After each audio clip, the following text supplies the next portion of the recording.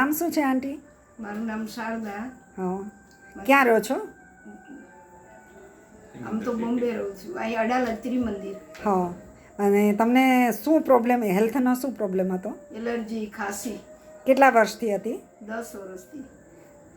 તો અત્યારે તમે આ મેગ્નેટાઇઝ વોટર પીવો છો તો એનાથી શું, કેટલા દિવસમાં તમને રિઝલ્ટ મળ્યું? મને 2 દિવસમાં રિઝલ્ટ છે. હા, 10 વર્ષની ખાંસી હતી? જૂની એલર્જી ખાંસી. હા, એમાં ફેર પડી ગયો 2 ઘણો દિવસ. ફેર પડી ગયો. હા, થેન્ક યુ.